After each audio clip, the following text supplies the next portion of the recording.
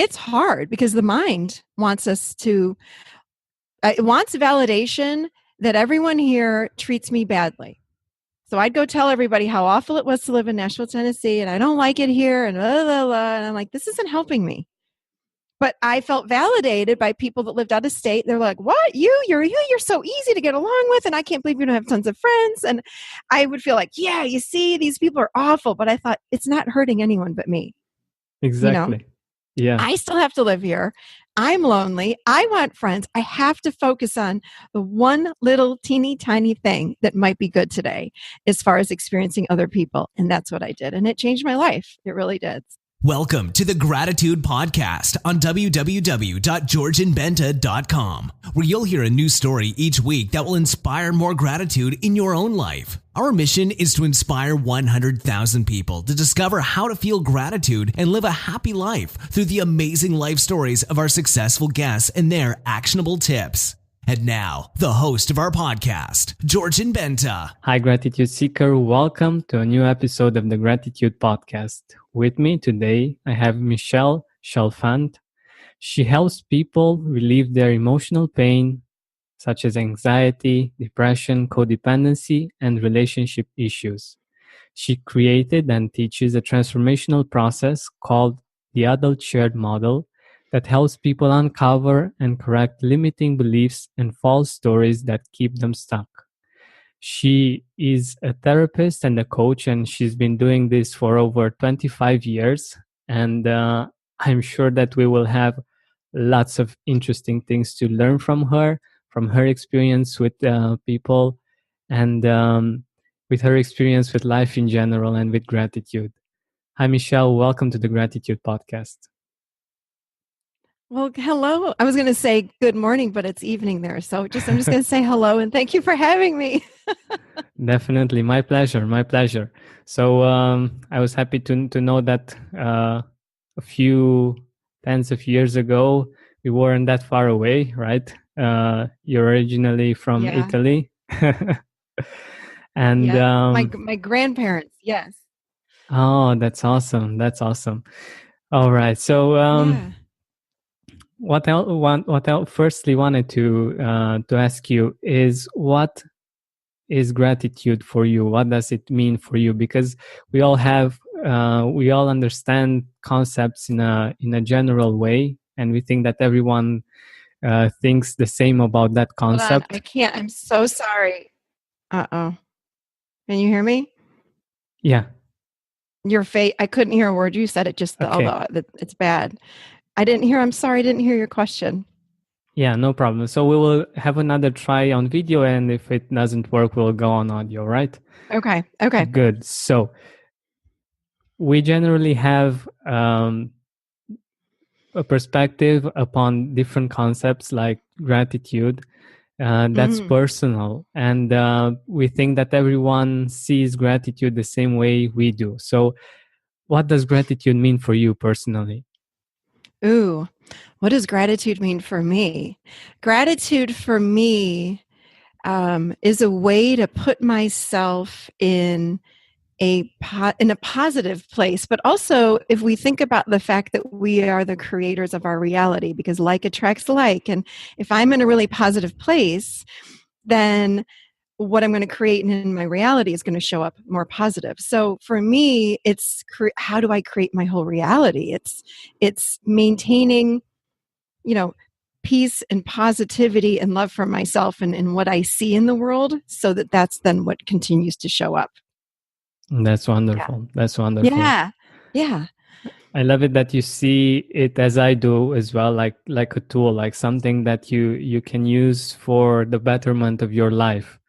Yes. It definitely is.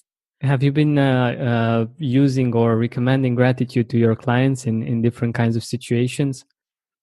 Absolutely. And it's so hard, I think, when people are in a terrible place, or they're in a bad mood, or really struggling with maybe even something like anxiety or depression, or sitting in the victim. They just don't want to come out and find anything that's positive. So I absolutely I would recommend that to clients, or anybody actually that's in a bad place. And of course, what do people say when I don't come at them and say, what's positive about your situation if they're sitting with anxiety or depression, right? But what I ask them is there, if you think about like a yardstick, and if I'm in this really bad place over here, on one end, how do we get them to slide even an inch in the other direction? So I might ask them, okay, is there anything in your world right now that's working for you? Anything at all, or anything at all that you can see that's positive? Anything at all? And they might say, well, and I'll say, just, do you have a plant in your house that's alive? Like, like anything. Or do you have an animal at home? And they'll say, well, yeah, of course I have a dog or a cat. Well, is your dog or your cat healthy? Yes. Okay. Well, how does it feel when you look at your dog or your cat? And then you can feel when they get in their heart, they slide a little bit out of that other place. And then they slide a little bit more. So we take these little tiny aspects that they can find gratitude for, and they start to slide. So I do absolutely ask my clients to look for this, and I do it with myself as well. That's wonderful. That's wonderful. Yeah. And I love this idea of taking it bit by bit, because when you're in that state and someone tells you you should be grateful, your life Right. it looks great.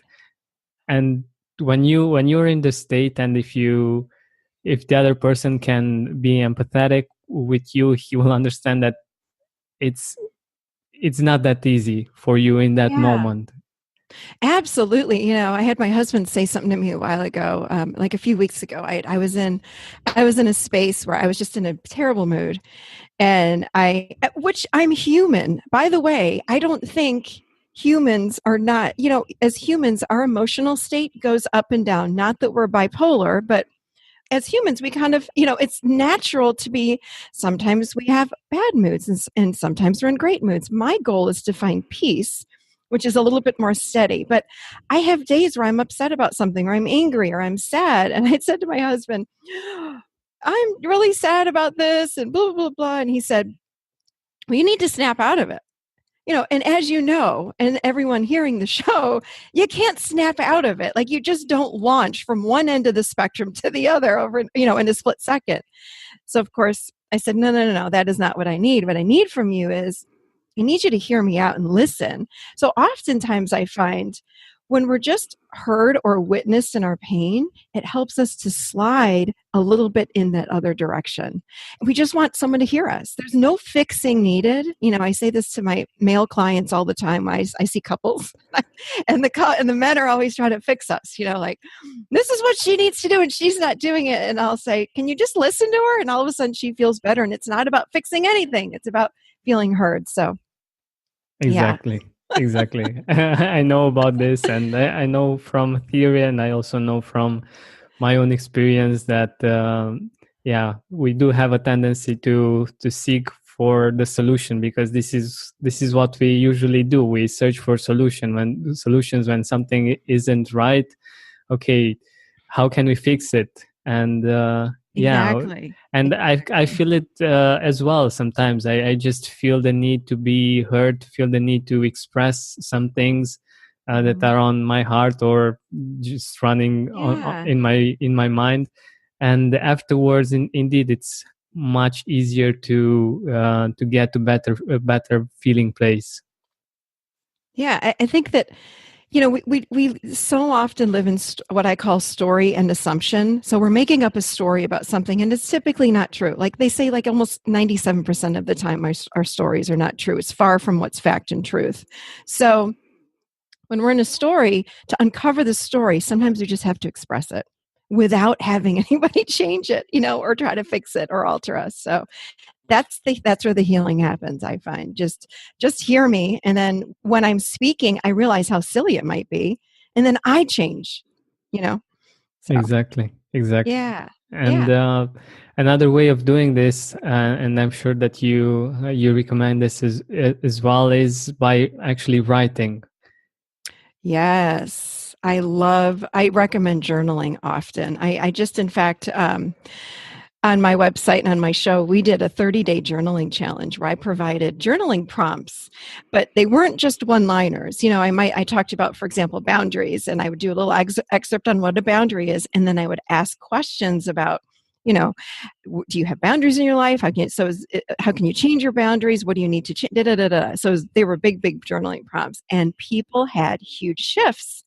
And again, I think we've got to go inside of ourselves and dig deeper instead of looking outside of ourselves to find peace or, happiness really is an inside job, and we've got to turn inward and go down deep in order to find our peace. And gratitude is a huge part of that. But again, we got to go inside to find all that. Definitely, Yeah. definitely. And That's journaling been does that beautifully. Journaling does that beautifully, I find. So, yeah. exactly, because you get your thoughts into something that's written, that you can see somehow, and Yeah. you see them in a different perspective when you do that, and it's much Yeah. easier when you give that uh, time and you put it on paper. It's much easier afterwards to have the time, for instance, to write a Yeah. gratitude journal, Yes. Yes. It forces us when we do a gratitude journal to really sit and say, okay, what can I be grateful for today? Like, what is in front of me? And, there are some times where, again, if I'm in a bad place, and my dog is sitting next to me, and I have two dogs actually, but if one of them's sitting next to me on my lap or something, I have a little one and a big one, and she'll look up at me and I'm like, I really love her. I just love her. And I can feel my heart open. And I think gratitude really puts us back in our heart and helps that heart to open. So I just might look at my dog and write about my dog, how much I love my dog. Or in the summer, I'll sit outside sometimes and I'll do my meditation. And then I have a gratitude practice at the end of my meditation. I do gratitude for 5 or 10 minutes. And I might say, thank you for the sun. I feel the sun on my body. It's not like we have to search hard to find things that we're grateful for, but sometimes people think it's so hard and I'm not grateful for anything. But what about the sun?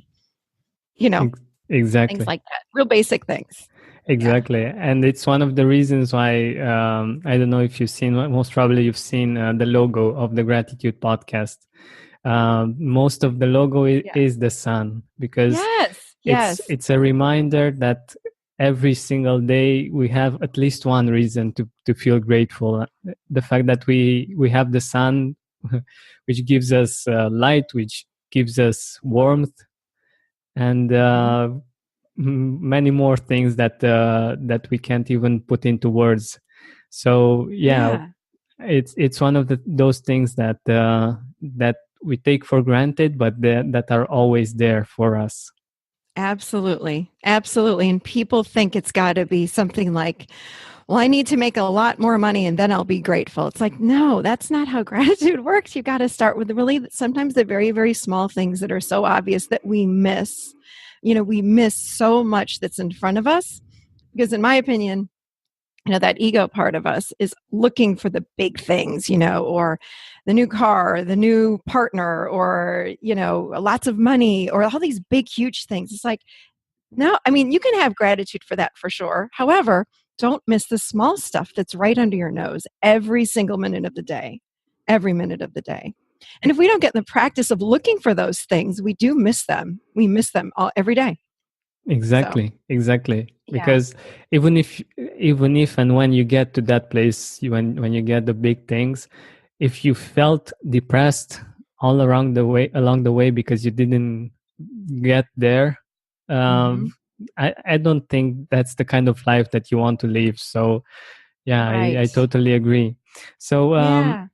do you have a favorite quote on gratitude, something that makes you Yeah. think about gratitude in a different way when you hear it?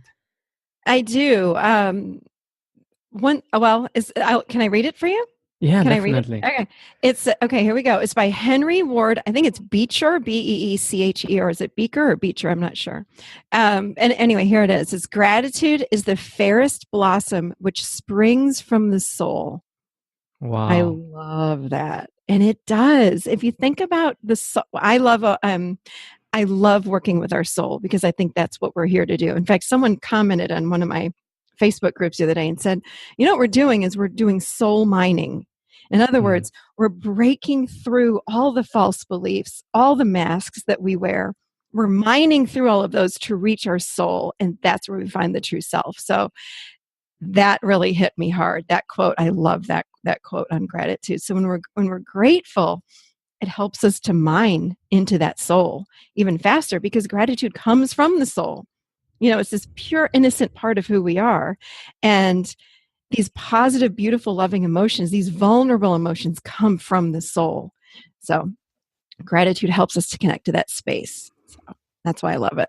Exactly. I Yeah. love the part about soul mining and the fact I that know. people usually go outwardly to search for their happiness when lots of the answers are in fact inside of us. And Yes. we think that the things that we do on the outside make us happy or unhappy, but it's also important to look on the inside and see the things that are happening there and what you Yeah. can do to be happier. And gratitude, of Yeah. course, is one of them.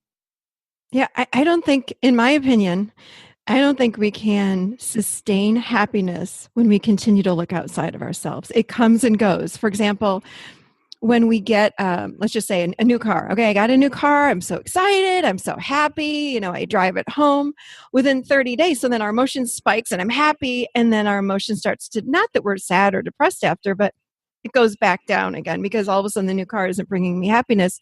So then the ego says, okay, let's go find something else. But it's always outside of ourselves. So with gratitude, we are again going inside. And when we get in that practice of daily gratitude, we start realizing, oh my gosh, all the answers are coming from within me and not outside of myself. So when we're in that bad mood, if we can just dive inside of ourselves and look for gratitude, it really does turn our mood around. It's amazing. It's absolutely amazing to me. This is Yeah. wonderful. Yeah, I Yeah. totally agree, and I think that Yeah. it's such a powerful force, especially when we have had these kind of experiences. Like we bought something that was amazing. We felt like the happiest people on earth when we bought it, but afterwards, in a short while, we went back to the way we felt before, and Mm-hmm. we realized that in fact, okay, this is not I thought Yeah. that I would be happy forever once I get this, and we realize it's not Exactly. like that. Nope. uh, and that's when gratitude is very helpful to keep Mm-hmm. it going, because it helps you, for instance, like you said, the example with the car, it helps you appreciate that car each and every day, because Yeah. otherwise you just appreciate it once and afterwards it's something normal. You feel like everyone has the car that you have, and Yeah. you just don't see it anymore.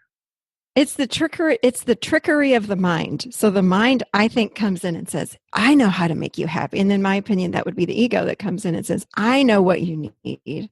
You need a new car. You need a girlfriend. You need a boyfriend. You need a new house. You need more money. You need this, this, this. That will make you happy. So we spend our lives chasing all of these things to bring happiness. And it's like a happiness buzz.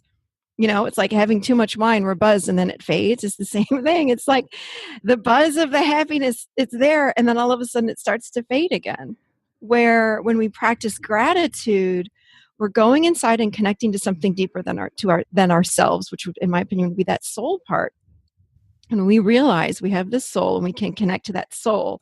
That feeds us, that sustains us. And again, I think I just said this, but in my opinion, I'm not looking for happiness anymore. I'm looking for peace, because I think we can sustain or maintain peace when we start to witness what the mind is saying and continue to travel deep inside of ourselves instead of looking outside. And that practice of gratitude, it keeps our attention turning inward instead of looking outside of ourselves all the time. So, Exactly. yeah. And when has it been the first time that you experienced gratitude? Like the first time that you experienced it in your own way, and not just the concept that you might have heard of until then. Yeah. Well, I've heard about it probably since I was a teenager. To practice gratitude. Again, I heard it in my mind, but it's another thing to actually practice it and put the concept into practice. I can say probably 10 years ago, I'm going to tell. Can I tell you about something that was like I was really in a bad place, and gratitude helped me move away from that bad place? Okay, Definitely. so so we moved to Nashville, Tennessee. I'm here in the U.S. as I told you. 10 years ago, my husband's job brought us here, and it's in the South. I know you probably don't know I don't know if you know the United States very well, but anyway, it's Southern, and I'm from the North. I'm actually born and raised in Rochester, New York, up north. Do you know the states very well? Anyway, so we moved to Nashville, and Nashville is very Southern. It's very religious, very religious. And when we moved here, I found that I wasn't a fit. It just didn't fit for me. So my husband and my kids and I are here, and it was really hard to make friends. So I started feeling myself slide emotionally. I'm like, what's wrong with me? Why don't people like me? And I've never had an issue making friends. I have tons of friends. So I got very low, and I thought, oh my gosh. People would come up to me and say, oh, hey, I'm Michelle, and I go to this church. Where do you go to church? And it's very Baptist. I like your eyebrows. They're like, what? It's very religious here. So people either are like Baptist or Methodist. So if I said, first of all, I was born and raised Catholic, but now I'm just very spiritual and I meditate and I practice gratitude and do all these things, they would think I was like from another planet. They didn't want to be part of me. So and it's a suburb of Nashville. I'm not right in downtown. So this suburb is very cliquey, very, very conservative, and very religious. And I'm not that. So I got sad. It was really hard for me. And I'd come home and I'm like, well, so-and-so doesn't want to hang out with me because I don't go to Baptist church, or so-and-so doesn't like me because I don't play tennis, or so, So it was hard. So I had to practice gratitude. That was when I really put it in play. I'm like, okay, I believe, of course, in law of attraction, and there's no way with me talking about how miserable I am here and how terrible the people are that it's creating any sort of environment or experience that I want, right? So I started looking at all the little things, and I would look at people that lived here that, for example, I remember being in Starbucks and I was getting a coffee, and the girl in Starbucks, the girl at the cashier was so nice to me. And I left there. I can remember this, and I said, okay, people here might be really, really, really nice. And in fact, I'm so grateful for her. She was so nice to me. So I started with little experiences like that. I remember also going into the grocery store, and I was checking out, and that person was really nice to me. I said, okay, there are nice people, because my story was that everybody in the South, they were all mean, they're all religious, nobody likes me. So I had to force myself to step out of the story that I had and look at what is good about this place. What can I be grateful for? So the one day in the grocery store, the little girl that was bagging all my groceries said, can I walk you out to your car and help you with everything? And I said, sure. Wow. And she walked me out. We do that at some stores here. So she walked out with me, and we started chit-chatting, and I just moved here. I was here probably for 4 or 5 months, and I talked, and my son was with me, and she loved him. Long story short, she ended up being a babysitter that I still know 10 years later. She's lovely. She's like a daughter of mine. Wow. So again, and I had gratitude for her when I left. So I started having these little experiences with people that worked here, and what do you know? I started making friends. It started turning around for me. And it wasn't traditional, like you would think. I'd go to my kids' school and I'd make friends with those parents. That wasn't happening. But I found in other areas of my life and other areas of my experience, people started showing up for me. I actually flew to another state to take a counseling training. And I met a girl from the town that I lived in, literally on the other side of the United States. I met a girl that lived 2 miles from me, and we became great friends. And I really think that was because I was grateful. I said, I think I created this whole experience because I was grateful for all these little people, like the people at Starbucks and the people at the we have Lowe's and Home Depot. So it's like, what Lowe's and Home Depot, do you have Lowe's and Home Depot? No. Like a landscaping company, home improvement warehouse kind of thing. Mm-hmm. So I'd be in there and someone would be nice to me there. I kept saying, okay, there are nice people here. I'm so grateful. So it turned me around. Honestly, that showed me the power of gratitude and the power of creating my reality. My whole experience changed because I kept looking for what was good instead of, blaming all the people here that didn't like me because I didn't go to church where they went to church. I found the good. So it's like finding a needle in a haystack, and it works. It's what are we focusing on? That's what we will get more of. And that's what happened. So it was an amazing experience.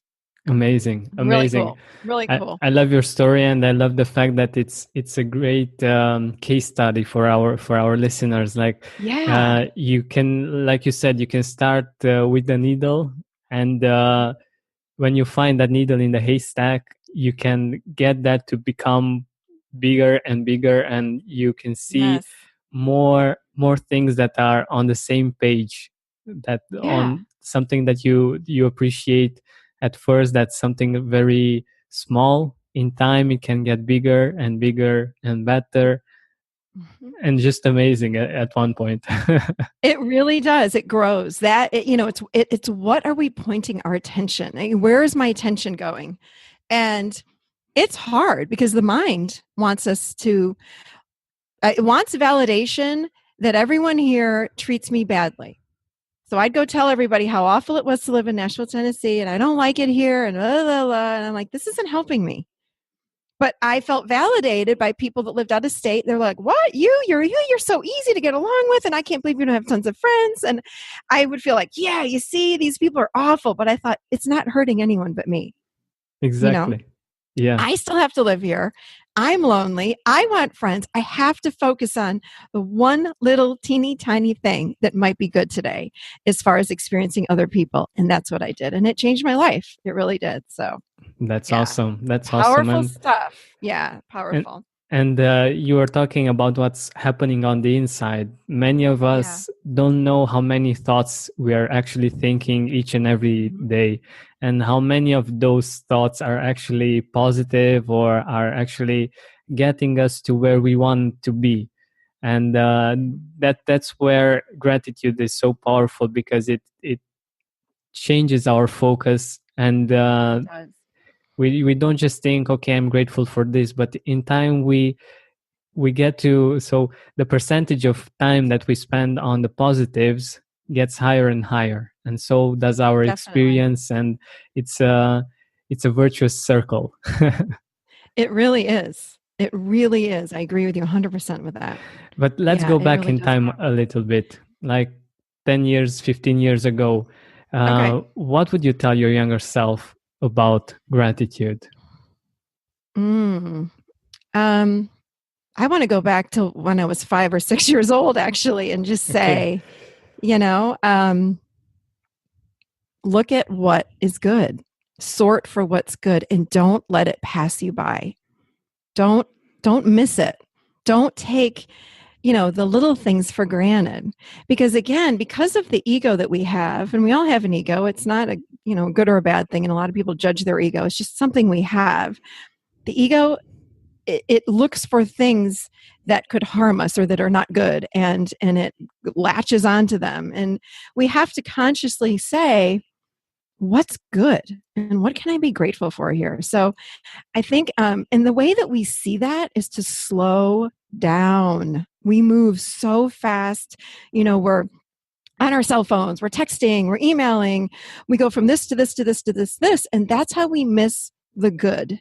And we have to we bring consciousness and awareness in to slow ourselves down and look for the good, or we're going to miss it. And that's what I would tell my 5 or 6 year old self. As soon as they could understand it, I would reinforce that over and over and over again. Just slow down. We move too fast and we're missing life. We're missing out. So that is what I would say. Yeah, exactly. We're always thinking about the next thing, and we are like what's going to happen in 1 month, 1 year, and we forget that we are here, and that we can be here right now and enjoy the simple things that we are experiencing right now. And like Brother David says, gratefulness is the great fullness of life. Yeah, and when we enjoy the great fullness of life, we feel fulfilled. We feel the power of the fullness of life of this present moment. But yeah, that's beautiful. what are you doing consistently to keep yourself grateful? You mentioned the meditation that the practice that you do Yeah. at the end of the meditation. What else do you do? Yeah. For me, and I honestly do this every day, I look at, again, the small stuff, and I do my best. I'm not perfect at it, of course, but as I go through the day, and I might look at my dogs and say, thank you. I'm so grateful for my dogs. But then I go through my work day, let's say. And as a therapist and a life coach, I see clients. And at the end of every client, I'll say, thank you for this client. I'm so grateful for my clients, And at the end of my workday, I'll drive home and I'll sit in gratitude. And I think for me, I don't know what you would say about this, but the way I teach gratitude is not just mentally. What does it feel like? Like, bring it into the body, connect with the soul with gratitude. It's like, what's the emotion? So I can think the thought, like, thank you so much for my clients, but then to feel it like, God, it feels so great. I'm so grateful.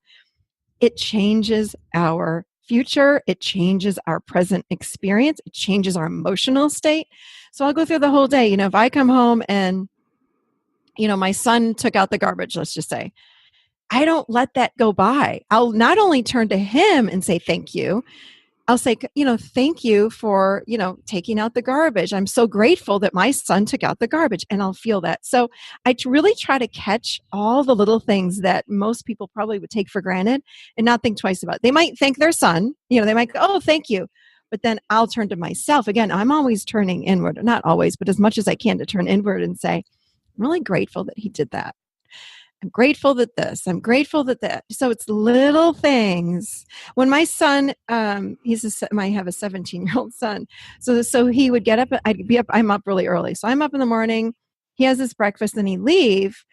And he's not a morning person. So he'd walk out the door and he'd be miserable and angry. He hates the mornings.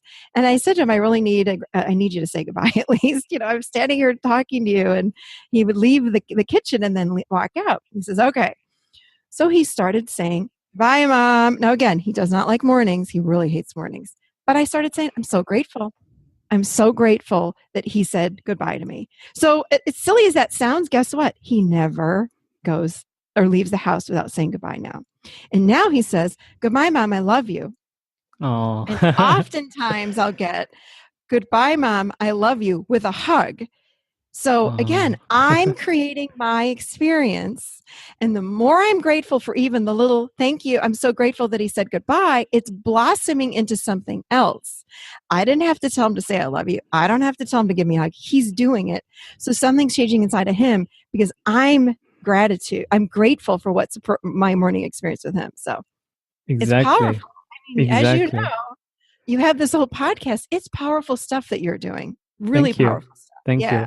And awesome. I want us to focus a little bit on this because I feel that it's very, very powerful that what you're doing, and it's helpful for our listeners to understand. So you could have went and become like a victim, like, okay, my son is he's always grumpy and Yes. in the morning, and he doesn't treat me with the kind of respect that I would love him to treat me with. And like, you can go with the story and you can say it each and every morning, and you can feel like a victim. You can cry over it. You can do all kinds of things like these. Most probably doing that won't change the situation. And just this simple thing that you did, that's why guys listening, it's important to do what Michelle said, to focus on the little things, because these kinds of little things that are done each and every day make our life. And by doing this, it just changes everything. And I love it how it got to from one point to another, and how beautiful it actually blossomed. I really love this story, and I think it's amazing. Thank you for sharing it. Yeah. And by the way, every time he leaves the house now, he says goodbye, which he stopped doing that for a while. So it's like a domino effect. It just keeps going. But I had to see, this is the work I do with the adult chair. I had to get out of my story. because my story was keeping me stuck. My son was not keeping me stuck. When he was not saying goodbye to me in the morning, it was Michelle keeping me stuck because I was stuck in story. It was like my brain kept going around and around and around, and my mind's telling me the same thing over and over. I had to break free of that. And the way that I did that was, and this is the work of the adult chair, I had to find my adult, which is the healthiest part of us, which most of us don't know. And when I'm sitting there, I live with fact and truth, not story and assumption. So I had to say to myself, what's true? Well, what's true is my son's not a morning person. In fact, he hates the morning, right? He does not like the morning. Okay. What else is true? I really want him to say goodbye to me. I am a morning person. So maybe I'm a little bit over the top for him. Like, I'm like, good morning, and for me, that would be irritating if I'm not a morning person. So I had to cut that back a little bit. But anyway, had to find out what was true. And then the other truth that I had was, I don't like how it feels to me when he leaves the house and I go into my old story of, oh, this is awful. He doesn't love me, blah, blah, blah, blah, blah. And I thought, is that true? When we ask ourselves the question, is that true? It busts the story. So I call it be a story buster. Ask yourself what's fact or truth. And I thought, he loves me, but what is true? He's just not a morning person. Okay. So I had to get all these facts and truth out. And then I said, okay, I'm going to choose another thought. And let me tell you, my ego was like, no, you're not. He really is being a little poop in the morning. And you don't need to do that. I was like, I need a different experience for me. And I don't want my internal experience, my life experience, to be based on anyone outside of myself. That's the work that I've been doing with myself my whole life. We want to maintain peace within ourselves without leaning, like we said, on a car, on a house, on anybody. So how do I do that? I got to find gratitude, which connects me to the deepest part of myself, which would be the soul, in my opinion, and help me to navigate from that place. Boom, the whole experience changed.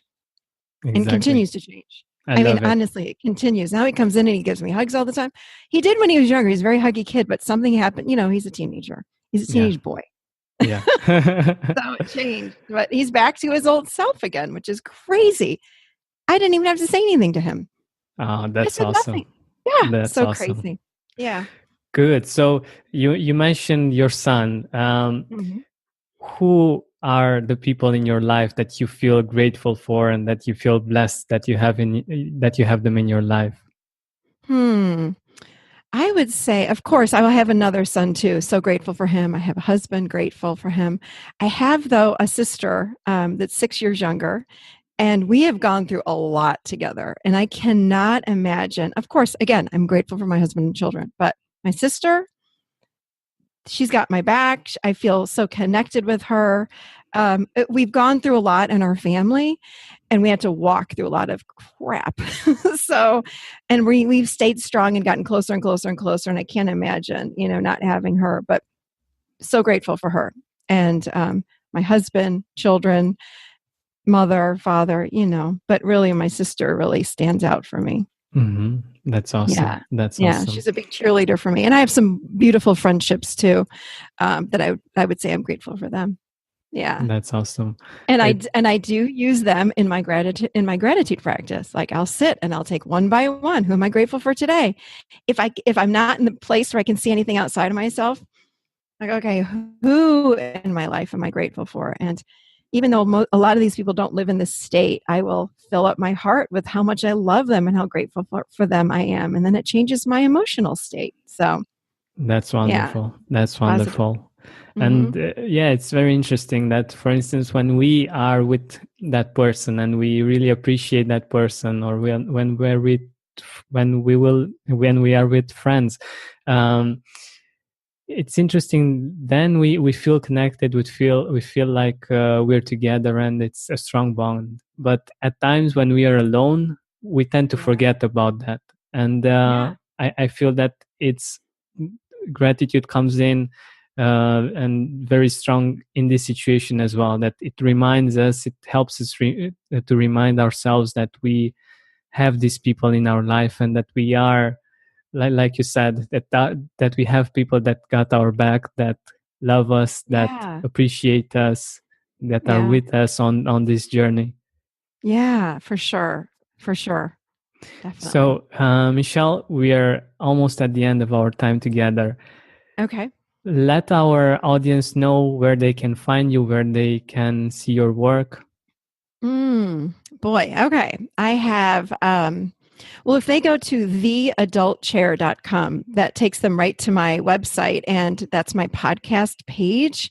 But once they land there, they can peruse around. I actually have a free ebook on that website. So if you go to the homepage, you can download a free ebook on living in the adult chair, which again, it really helps people to learn how to love themselves, how to, it's like what you and I were just saying, like, how do we mine through the soul? Like, how do we find our true selves? That's what my book is all about. It's a really short ebook, but it's all on the model of the adult chair. I have a Facebook fan page, just Michelle Chalfant fan page. And then I have a YouTube channel. I do a lot of guided meditations. Again, when we're in a bad place, I think guided meditations are beautiful to help us get back connected to ourselves. So I have a YouTube channel called Michelle Chalfant, and but they're also on my website. And then I have an adult chair closed groups, and the only way to get access to that is through the website. But it's a place for people to go and share their most vulnerable feelings. It's closed, so I don't let everybody in, but nobody sees what we write in there, but it's very vulnerable, and you get a lot of encouragement and emotional support. So it's a beautiful, beautiful support place. I just started that a few months ago, and people absolutely love it. So it's just called the Adult Chair Closed Group, but you have to gain access on my website, and there's a little button there to gain access. So that's it. Yeah. Awesome. Thank you so much for being here with us, for sharing from your life experience and all these beautiful stories that you've shared with us. Thank you so much. Thank you so much for having me. It's an honor to be here, and I love the work you are doing. So please keep it up. We need more gratitude in the world. So beautiful show. Thank you. I'm honored to be on it today. Thank you. I really appreciate it. Thank you. Yeah. Thank you. Thank you for listening to our weekly podcast. Help us reach our goal of inspiring 100,000 people by sharing this podcast with your loved ones, with your Facebook friends. And if you loved this episode, please write a review on iTunes.